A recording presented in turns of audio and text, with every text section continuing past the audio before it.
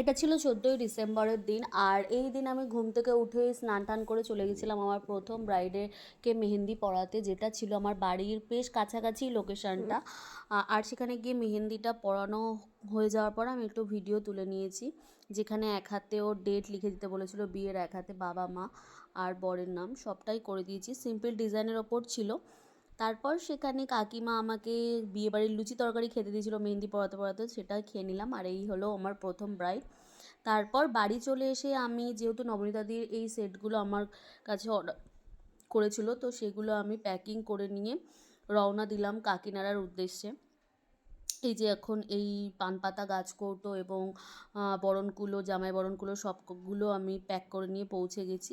আর যখন আমি নবনীতা দিদির বাড়ি পৌঁছেছি তখন মানে ওর এখনও আইবুড়ো ভাত খাওয়াচ্ছে আর কি, যে আশীর্বাদ পর্ব চলছে।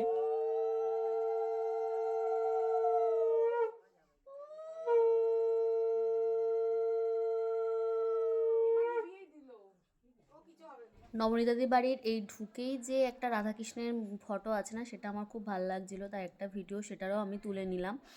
আর এই যে সবাই এখানে দাঁড়িয়ে আছে তাদের ছবি, এটা হলো নবনীতাদি বাড়ির ঠাকুর ঘর। আর এই যে বরণকুলো যেটার আমি আর কি এঁকেছি, তো সেটার একটা ছবি ভিডিও শেয়ার করলাম। আর তারপরে আমি মেহেন্দি পড়াতে শুরু করে দিয়েছিলাম। আর সেদিনকে যেন প্রচণ্ড ঠান্ডা ছিল, খুব ঠান্ডা। মেহেন্দি পড়ানো হয়ে গেলে নবনীতাকে বলছিলাম নাচ করতে। আর যেহেতু কপিরাইট পড়বে আমি একটু স্পিডে করে দিয়েছি যেহেতু গান চলছে। আর এটা হলো ফাইনাল লুক। আর হাতের ওপর মান্ডালা আর্টটা আমার ভীষণই খুব পছন্দের একটা আর্ট, আর নমরুদি বললো সেটা করে দিতে। তো এইটা হলো ফুল মেহেন্দির লুকটা। তোমরা দেখে অবশ্যই জানিও কীরকম হয়েছে আমার আর দুটো মেহেন্দি। আর যদি আমার ভিডিওটা ভালো লেগে থাকে তাহলে একটু লাইক করো, কমেন্ট করো, আর প্লিজ একটু ভিডিওটা শেয়ার করো। আবার দেখা হবে নতুন একটা ভিডিওতে। ততক্ষণ পর্যন্ত সবাই ভালো থেকো, টাটা।